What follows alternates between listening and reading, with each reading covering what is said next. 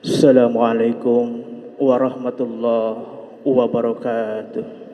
Alhamdulillah, alhamdulillahilladzi man yasha'u wa yahtar.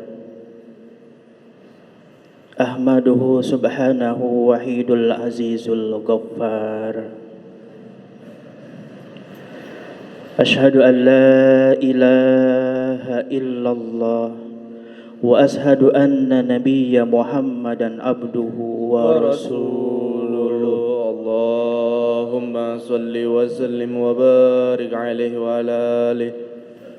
Imamul muttaqin wa qudwatul abrar. Allahumma salli ala sayyidina Muhammad wa ala ali sayyidina Muhammad. Amma ba'd.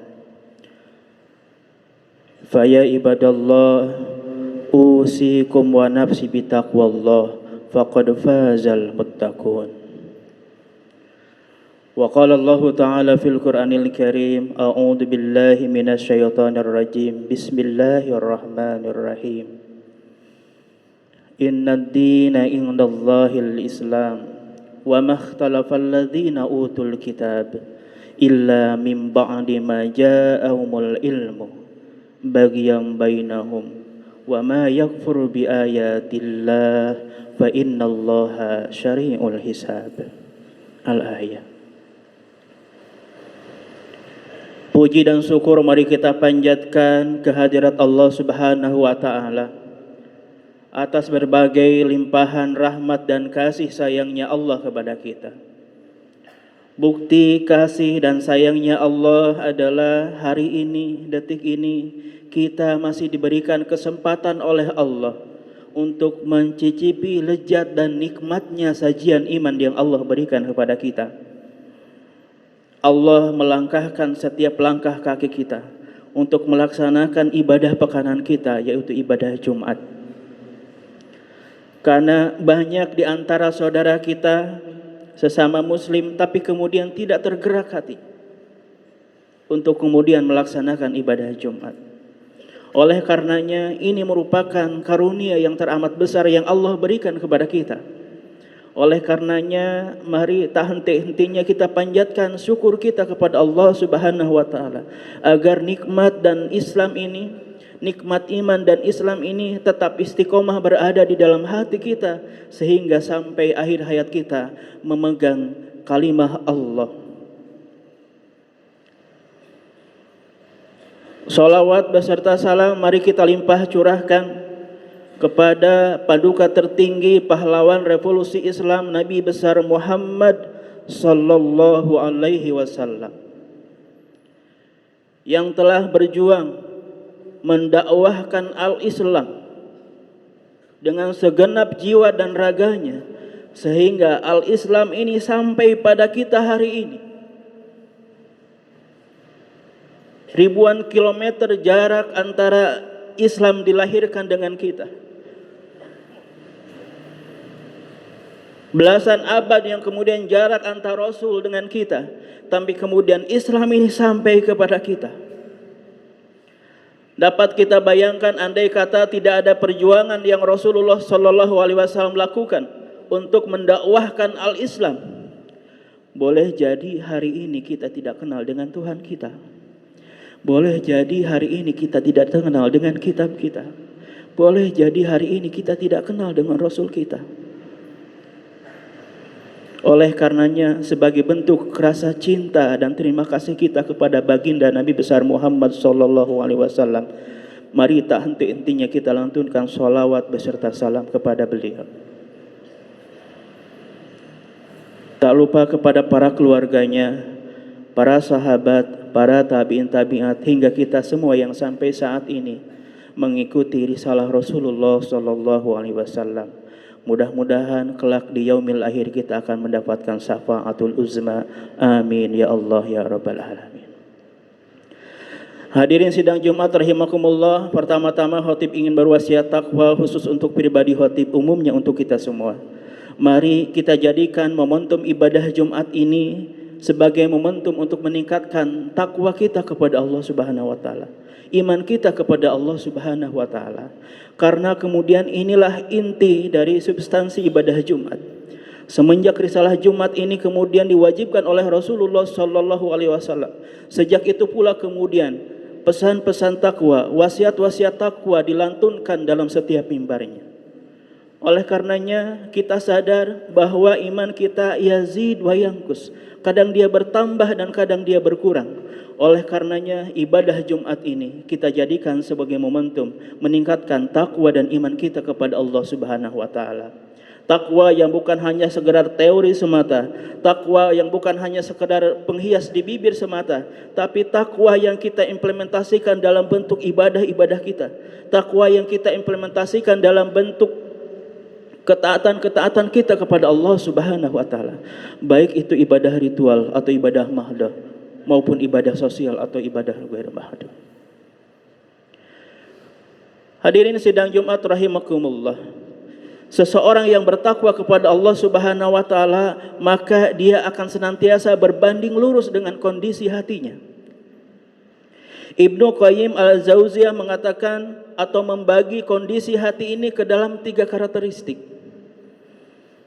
Yang pertama yaitu qalbun salim, hati yang selamat. Hati yang senantiasa tertambat kepada Allah Subhanahu wa taala, hati yang senantiasa memprioritaskan Allah di atas segala prioritas hidupnya. Kalaupun dia kemudian bekerja, maka bekerjanya itu bentuk rangkaian ibadah dia kepada Allah Subhanahu wa taala. Ketika kemudian dia berada di rumah, dia berperan sebagai seorang ayah, maka peran sebagai seorang ayah merupakan manifestasi dari ibadahnya kepada Allah Subhanahu wa taala, dan kemudian Allah diletakkan di atas segala-galanya. Dan kemudian inilah hati yang selamat, hati yang senantiasa menomorsatukan Allah di atas segala-galanya. Yang kedua yaitu qalbum marid, hati yang sakit, hati yang sudah mulai ingat dan lupa kepada Allah Subhanahu wa taala. Hati yang kadang dia sholat dengan khusyuk, bahkan mencucurkan air mata, tapi kemudian di lain waktu dia melupakan sholat itu.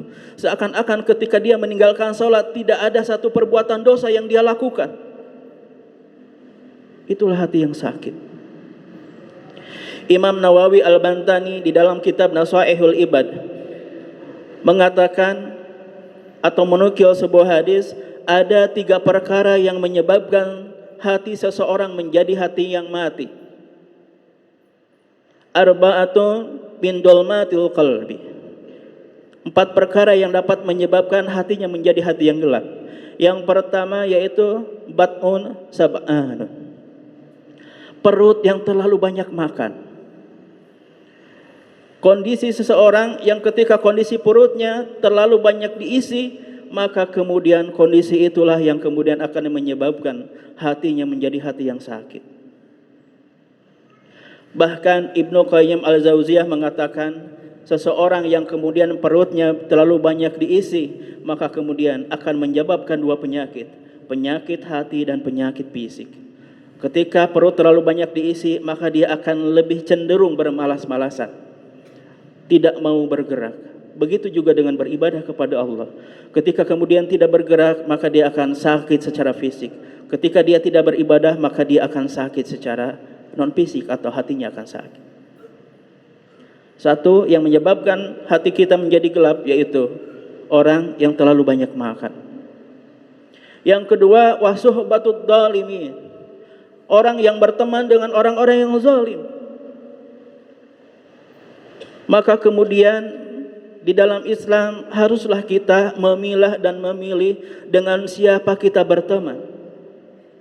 Karena secara teori manusia itu adalah orang yang pandai meniru, bukan orang yang pandai mendengar. Bahwa kita hari ini adalah bentuk dari imitasi dari perilaku-perilaku orang lain. Cara makan kita, cara berpakaian kita, cara bertingkah kita merupakan hasil dari meniru orang lain. Dan kemudian sulit sekali kita menerima dari nasihat-nasihat orang lain. Oleh karenanya kemudian Ketika kita berkumpul dengan orang-orang yang zalim, maka kemudian akan mengarahkan kita juga, akan membawa kita juga, akan menyeret kita menjadi orang-orang yang zalim. Maka kemudian hendaklah kita memilih dan memilah dengan siapa kita berteman. Yang ketiga yang akan menyebabkan hati kita menjadi hati yang gelap, yaitu wanisyanud dunub. Orang yang senantiasa melupakan dosa-dosanya. Kita sadar al-insanu makhluk khata wa nisyan, bahwa manusia itu tempat salah dan lupa. Bahwa manusia itu senantiasa melakukan dosa, baik disengaja ataupun tidak sengaja, baik secara terang-terangan ataupun sembunyi-sembunyi. Maka kemudian setiap hari kita kemudian diisi dengan dosa-dosa. Maka kemudian Rasul saja, seorang yang dimaksum, kemudian mendawamkan, melafalkan istighfar. Apalah lagi kita, seorang yang kemudian senantiasa berbuat dosa, hendaknya kemudian kita meminta ampun kepada Allah Subhanahu wa taala. Tapi kemudian fenomena hari ini ada orang-orang yang kemudian melupakan dosa-dosanya. Bahkan kemudian di sisi lain ada orang yang merasa bangga kalau dia telah melakukan dosa-dosa, seakan-akan dia berkuasa, seakan-akan dia menang kalau kemudian dia telah melanggar perintah-perintah Allah. Bahkan di sisi lain, lewat media sosialnya, dia publish, dia umumkan kalau dia telah berbuat dosa. Na'udzubillah. Minum khamar, berbuat zina, kemudian dia umumkan seolah-olah hal itu hal yang biasa. Bahkan kemudian, tetapi di hadapan Allah, hal itu merupakan dosa besar.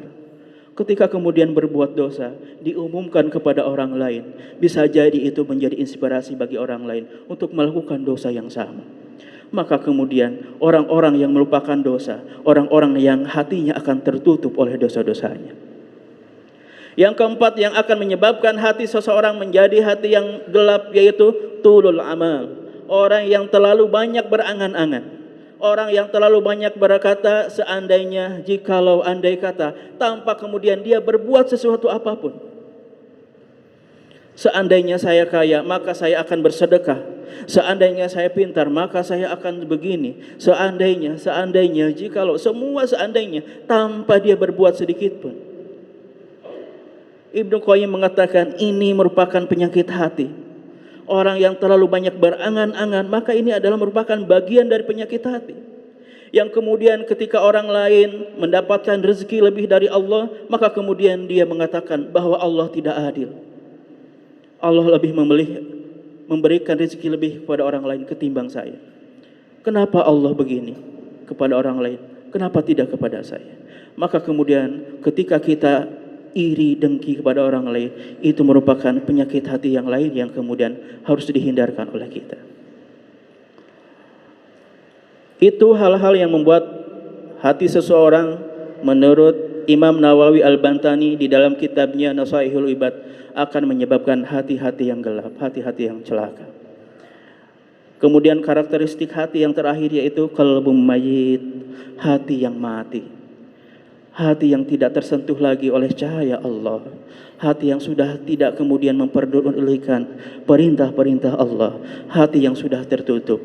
Kehidupannya akan senantiasa diliputi oleh kemungkaran, kemaksiatan, dan kemudian tidak lagi tersentuh, terenyuh oleh kemudian nasihat-nasihat, taujih-taujih, lantunan ayat suci Al-Quran. Mudah-mudahan kita semua digolongkan menjadi hati-hati yang selamat, hati-hati yang senantiasa memprioritaskan Allah di atas segala prioritas hidup kita. A'udzubillahi minasyaitonirrajim. Bismillahirrahmanirrahim. Wal asr innal insana lafi husrin illal ladzina amanu wa amilus solihati wa tawasaw bil haqq wa tawasaw bis sabr. Barakallahu wa lakum bima fihi minal ayati wa tilil hakim wa taqabbalallahu minna wa minkum tilawatahu innahu huwas samiul alim.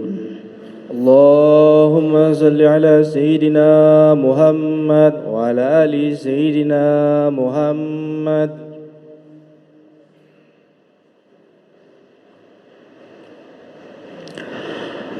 Alhamdulillah. Alhamdulillahi Rabbil Alamin. Wa bihi nasta'in wa ala umuri dunya waddin wa ala alihi wa sahbihi ajma'in. Asyhadu an la ilaha illallah wa asyhadu anna Muhammadan abduhu wa rasuluh. Allahumma salli wa sallim wa barik alaihi wa ala alihi. Allahumma salli ala Sayyidina Muhammad wa ala ali Sayyidina Muhammad. Ittaqullaha haqqa tuqatih wa la tamutunna illa wa antum muslimun. Innallaha wa malaikatahu yusalluna 'alan nabi ya ayyuhalladzina amanu sallu 'alaihi wa sallimu taslima. Allahumma salli wa sallim wa barik alaihi wa ala alihi. Allahumma salli wa sallim wa barik wa sallim ajmain amin. Allahumma ghfir lil muslimina wal muslimat wal mu'minina wal mu'minat al ahya'i minhum wal amwat. Allahumma inna nas'aluka ilman nafi'an wa rizqan wasi'an wa shifaa min kulli da'in. Allahumma ahyina ala dinil Islam wa amitna ala dinil Islam wa nas'aluka imanan qawiyan maqbulan fil hayat wa indal mamat wa ba'dal mamat. Wa na'udzu bika minal syirki wal kufri wal dhalalati wal fisqi bi rahmatika ya arhamar rahimin. Allahumma sabitna bil iman wa sabitna bil islam wa sabitna bil aqidah wa sabitna bil ma'rifat wa sabitna bi husnul khatimah. Allahumma afina fi qudratika wa qdil anzali fi ta'atika wa hatim li bihari amal. Allahumma inna nas'aluka salamatan fid din, salamatan fid din, salamatan fid din, wa afiyatan fil jasad, wa ziyadatan fil ilmi, wa barakatan fi rizki, wa taubatan qabla al maut, wa rahmatan indal maut, wa maghfiratan ba'dal maut. Allahumma hawin alaina fi syakaratil maut wa nazati minan nar wal afa indal hisab. Rabbana atina fid dunya hasanah wa fil akhirati hasanah wa qina adzaban nar. Subhana rabbika rabbil izzati amma yasifun wa salamun al mursalin walhamdulillahi rabbil alamin. Ibadallah, innallaha ya'muru bil adli wa ihsan wa ita'i dzil qurba wa yanha 'anil fahsya'i wal munkari wal bagyi ya'idukum la'allakum tadhakkarun. Aqimis shalah.